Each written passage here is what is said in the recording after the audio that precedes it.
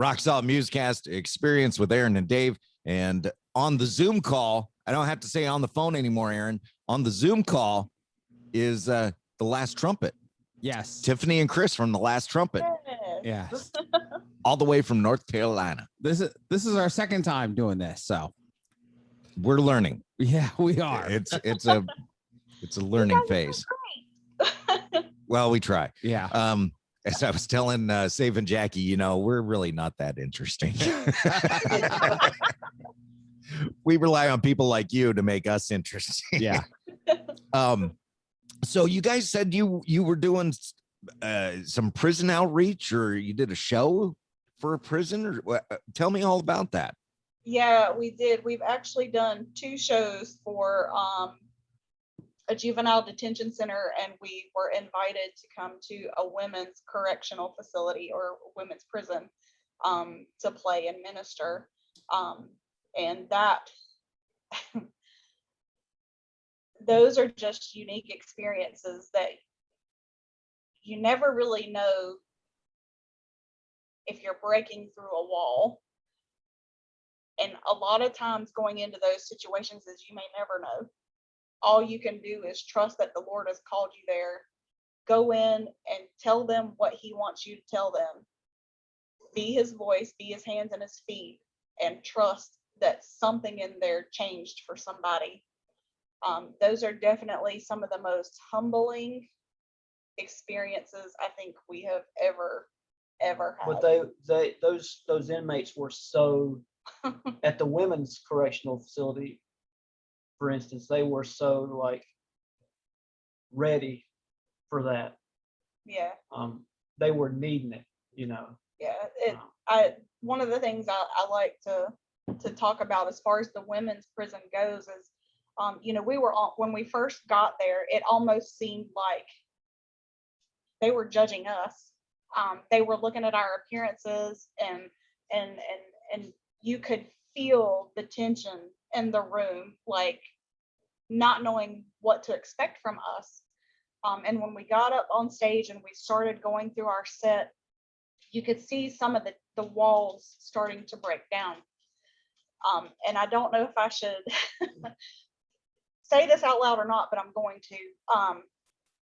Usually when you go into a prison, you're not allowed to touch them, at least not in the setting that we were in. We were in the chapel of the prison. And we were told, you can't touch anybody. You can speak to them, but you're not supposed to touch them.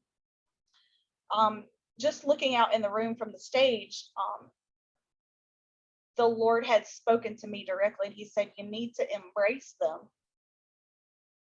And I'm like, what does that even mean? Like, we're here, we're trying to embrace them. We're trying to be you to them. But it wasn't what he meant. He meant physically embrace them. So we were escorted by a guard. And the guard, all of a sudden, after our set was done, he needed to go to the restroom, and he asked if we would be okay. And we were like, yeah, of course. And the Lord told me to step off the stage. And when I stepped off the stage, there was a lady sitting to my left in the pews. They were on both sides of us. There was a middle aisle. And I looked over at her, and he said, embrace her. So I looked over at her, and I called her up to stand with me. And I walked over, and I physically latched onto her. The Lord opened that door. He took the guard out of the room that was going to stop that. And when I embraced her, she just lost it. When I looked up, my sister-in-law, Shannon Parker, had come down the steps with me. The next thing I knew, when I looked up from this lady, every single one of those women had made a single file line to be embraced all the way down the church. Wow. The chapel. It was the craziest thing. They've been in there. They can see their family, but they can't touch them. They were all so desperate. Excuse me. No, please. This is a great so, story. Yeah, it's a great story. They were so desperate to be embraced. They were riddled with their sin. They were riddled with the guilt. They were riddled with missing their own family. and they just needed to be loved. They needed to know that no matter what they had done, that they were still worth it. And so physically, we hugged every single one of those women in that chapel and prayed for every one of them. And there were so many chains lifted and so many walls broken down through the power of God setting that up. Because if he hadn't have taken that guard out of that room, it wouldn't have happened. But that guard stayed out of that room the whole time all of this was going on, and every woman in there got touched and ministered to. But that's the power of God.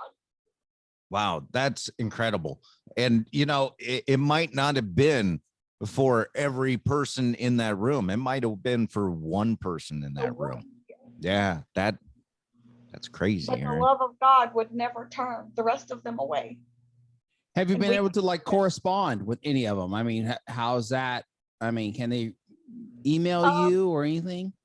Um, I don't think so much with those guys, but now we have got feedback from the the juvenile detention detention center. One of the kids at the juvenile detention center got released, gave and his he life to the Lord. contacted us. Oh, wow. And how Yeah, did that he go? contacted us on, it was amazing. He got out of the juvenile detention center and he sent a Facebook Messenger message. He said, "Hey, I just want to let you know I'm out now, and the things that you guys spoke that day changed my life." And we got to correspond with him and say, you know what, that was the Father God wanting to love on you. So as much as it was our physical bodies, it was his Holy Spirit, and it was his heart wanting to reach you. So please stay encouraged. And he's still to this day follows our page. Wow. And yeah, it's been amazing. But like I said, out of the 2 times we went to that facility, he's only one that responded. So it's like, you go into these situations, you do what the Lord tells you to do, and you be obedient, and you may never know what happens between the Lord and whoever needed that ministry. You just have to trust that he's doing what he needs to do. Exactly. On occasions you get those confirmations, but you don't always get those confirmations. Well, maybe it's just a little plug from the big man upstairs that says, hey, someone is listening, and this is happening. Just trust me. Just keep doing what you're doing. Yeah. Isn't it neat though that you changed one life? The gratification. I mean, it's only one. I mean, that you know of, but the gratification that you get that you really helped one person, and how it just starts with one. Yeah, and who knows, like in his life, who he's reaching as well. Yeah. After his life was changed, maybe he changed another life. It just goes on and on. Right. It kind of brings to mind, this happened to me this week, and I hope you bear with me because it's a little bit lengthy, but this happened to me this week. Way back 1983-ish, something like that. I was a kid. My mom worked at Photomat, if you guys remember Photomat, and she would take me down there with her, and I would sit in the car and listen to music. That's what I would do. That was my life back then. And her supervisor gave me an album, Thomas Goodlunas and Panacea. I know you probably never heard of them, but she says, my husband's a bass player in this band. I know you like music, so hopefully you like this. And of course, I loved it because I was eating up anything that was musical back then. And she goes, well, come down to the church, and check everything out. And it was Warehouse Ministries. I know you probably never heard of Warehouse Ministries, but you've heard of a lot of the bands from Warehouse Ministries, like Charlie Peacock and the 77s and Vector. This show is started because of Warehouse Ministries now, because I never meet you. Yeah. If it wasn't for Warehouse That's Ministries. where we met. And so I start going down there, and I start meeting Aaron and Michael Rowe from the 77s and Charlie Peacock. And I know those people don't remember me, this little 13-year-old kid, but I meet all these people and I get turned on to all this music and everything. So what happened this week, very interesting, is I'm in it's called 80s Christian Music. You should check that out. 80s Christian Music Days. It's a group on Facebook, and somebody posted that album. And I just commented, wow, I haven't seen that for a long time. And I told a quick story like I just did of how I found him. And Michael Rowe from the 77 said, oh, that's Landaker. I can't remember his name now. Gary Landaker. And he also played with Steve Scott. I went, yeah, that's the guy's name. I said, his wife's name was something like Betty or Beth or something. And he goes, yeah, it was Betty Landaker. I went, yes. And here I am communicating with Mike Rowe, which is, a stroke to me anyways, but it came full circle for me is what I'm getting at is 13 years old. Here I am. And back then, Charlie Peacock had given me his home phone number. I used to talk to him every week, but I'm this kid that's into all this music. And that's all it was for me at the time was music. I just loved these bands. Yet here we are. And maybe, who knows, maybe someone hears what we have to say, or maybe we're here as the vessel. Thanks to Vessel out in Arkansas for the borrowing of the name. Maybe we're the vessel so you can talk to somebody. Who knows? Who knows what the plan is? Except the big man upstairs. Yeah. Yeah. So who are your musical influences?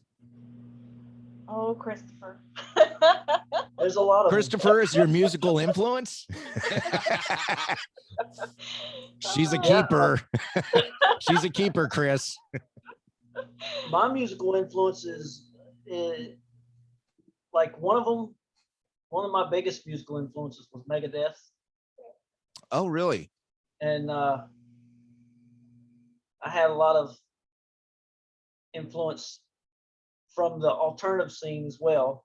When Nirvana came out, I got kind of sucked into that little the whole grunge scene. He's another one that likes Black Sabbath. Yes, and, yes.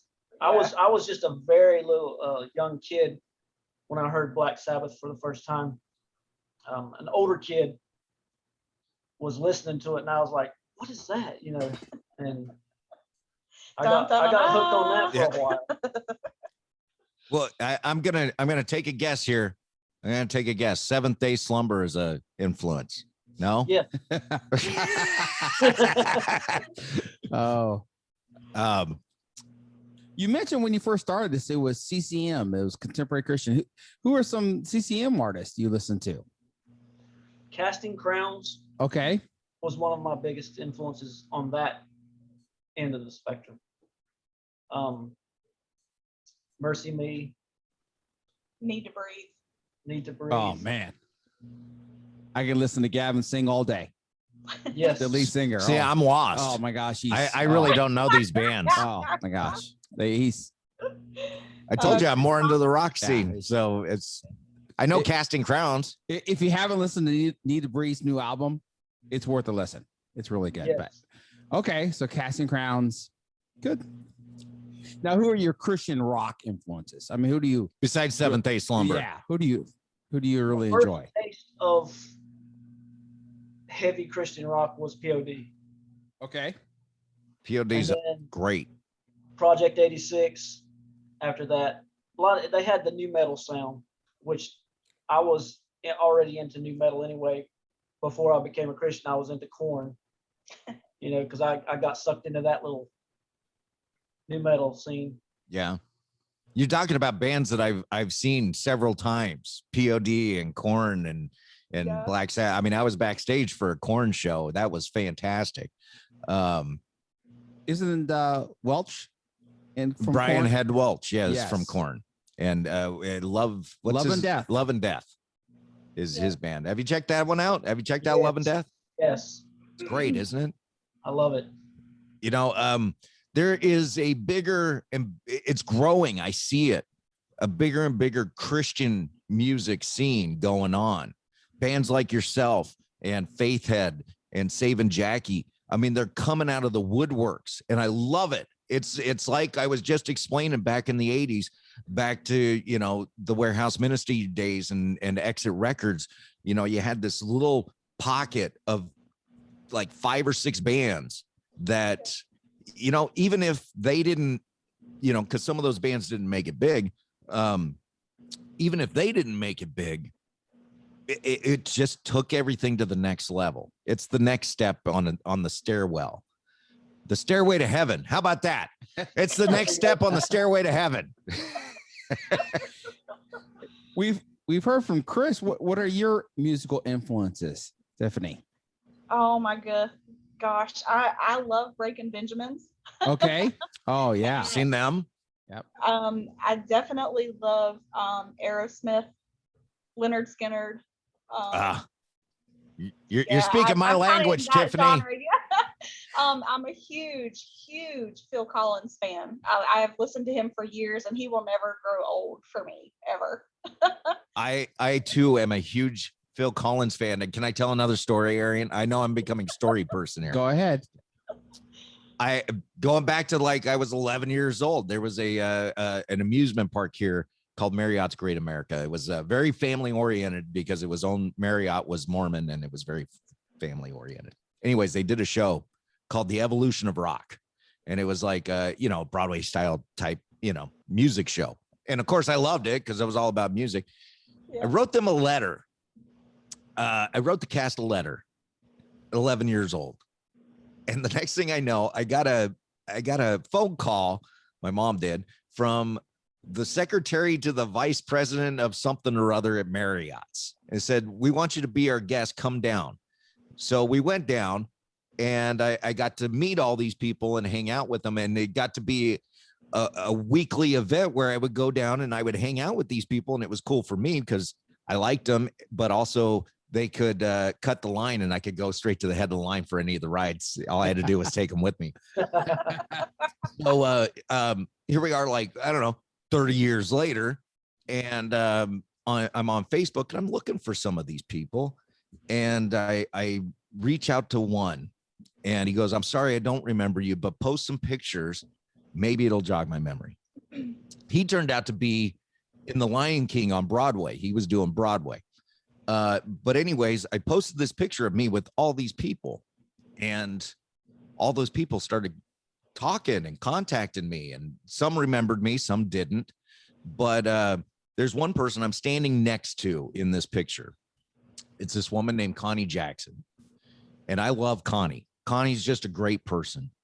And so we started talking. I go, "Well, what are you doing now?" And she goes, "I'm a backup singer for Phil Collins." And I was like, "Shut the front door." I love Phil Collins. Yes. And she goes, "Yeah, I'm in the DVD, the final farewell tour, the first farewell. I don't remember the name of the DVD." And I went, "I've got that. I've watched that. Oh my gosh. There she is. I've seen it. I don't know how many times. There she is. She's fantastic." And she says all of those people, Phil and everybody, and she's showing me some pictures. Well, to give you an idea about Phil, he takes them on his plane with them. He doesn't make them ride the bus or something. They're all together. Yeah. So he's very genuine and a nice person from what I understand. I've never met him, but I love Phil Collins. Yeah. So, that means that all Chris has to do to get out of trouble is take his wife to see Phil Collins. Absolutely. Then he's out of trouble. Absolutely. Yes. Brownie points. But he stays in trouble until that happens. Yeah. Genesis is talking about going on tour again, Chris. Yeah. Christmas is coming up. Maybe get some tickets. Heart is another big one for me too.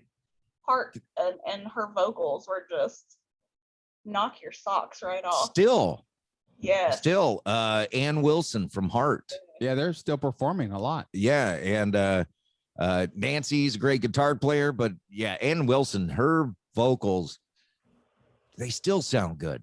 Mm-hmm. Which for a lot of bands, I think some of it goes to they abuse themselves in their younger days, and some of it just goes to, well, they're getting older.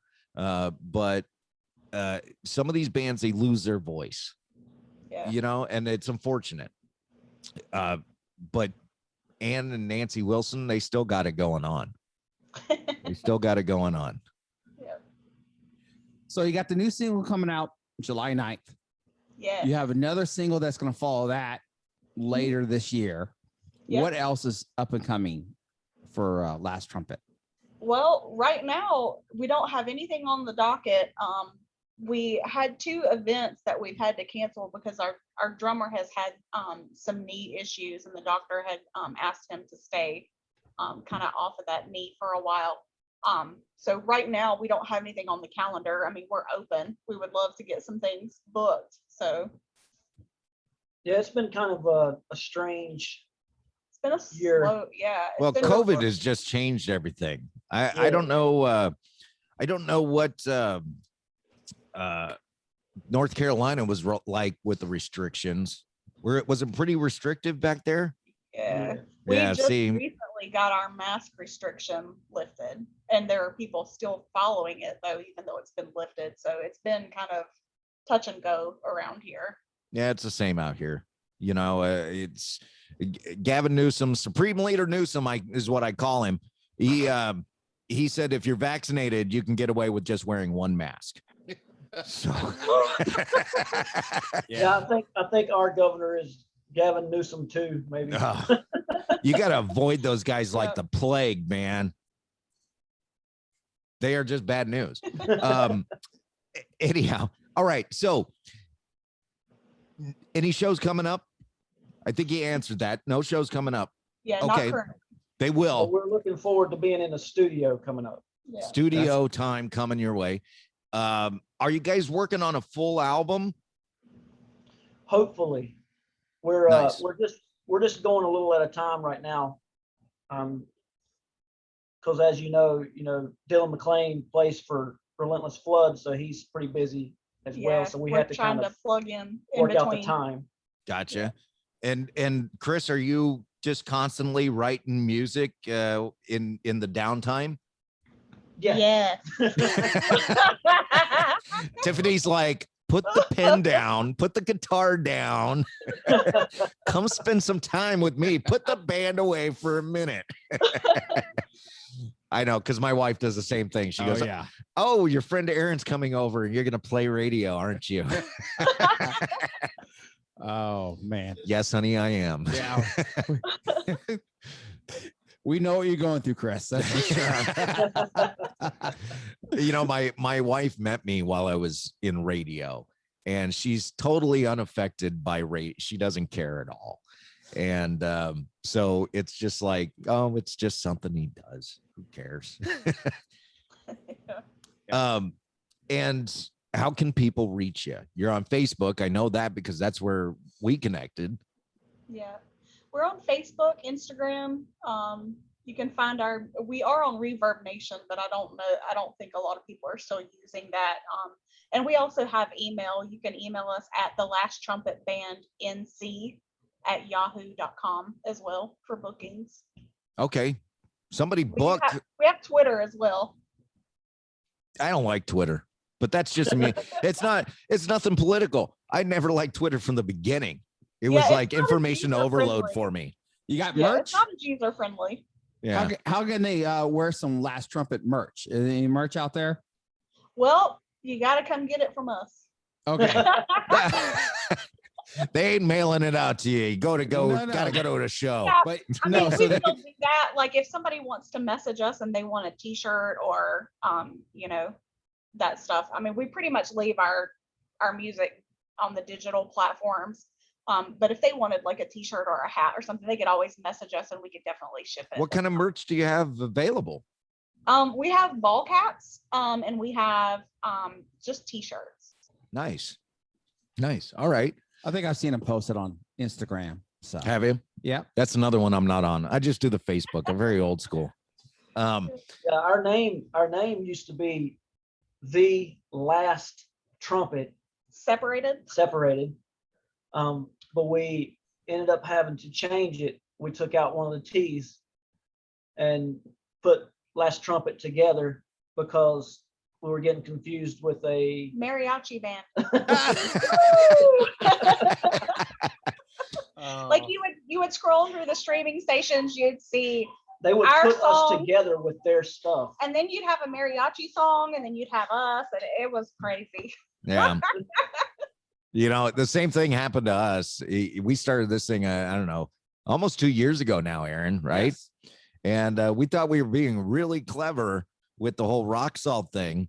It was half his idea, half my idea. He wanted to do a salt of the earth type thing. And I went, well, I want to focus on rock. And that's where the rock salt came from. But I went searching us on one of the podcast platforms, and ahead of ours was another rock salt podcast. Now we had been doing ours for a year and a half longer than they had been doing theirs, but I was so upset. I was really upset. And I told Aaron, I'm like, I'm really upset. I want to contact. He's like, let it go, man. But so if people want to find you, we got to remember it's TheLastRumpet, correct? Correct. Yes, and the way to remember it is that there are 3 T's, and they're all capitalized. Everything else is lowercase, and they're capitalized because they represent the 3 crosses at Calvary. Oh, wow. That's great. That most of the time, but Yeah, How clever. I never would have thought of that. yeah, that's the appropriate spelling. Is everything is lowercase except for the 3 T's in our spelling for the crosses at Calvary. Nice. I never would have thought of that. Thank you, guys. Thank you for coming on. That was Yes, fantastic. Thank you for having us. That prison story was just touching. yeah. Next time you come Yes, on, you gotta come up with another story to make me cry. All right. That's your Oh. homework. That- you know, got to top that one. Yeah, Yeah. Oh. Bigger and better next time around, you know. that means you got to pray for us to get that story. Okay. Okay. Dear baby Jesus, please give the last trumpet another great story so they can Yes. share it with us on the show. Yes, we need testimony. Yes. Yes. There you go. Hey guys, thank you for coming on the show. I appreciate it. I appreciate you. You are now friends of the Rock Salt Musecast experience. Woo, woo, woo. Your badge will be in the mail. No, And no, if- it won't. And if you're listen to Spotify Premium, the Last Trumpet is coming up next. So enjoy them. Thank you guys. Thank you guys for It's- having us. We it's the appreciate rocks. you guys. Oh, definitely appreciate you as well. It's the love's all on this side of the table, by the way. Rock Salt Musecast experience with the Last Trumpet.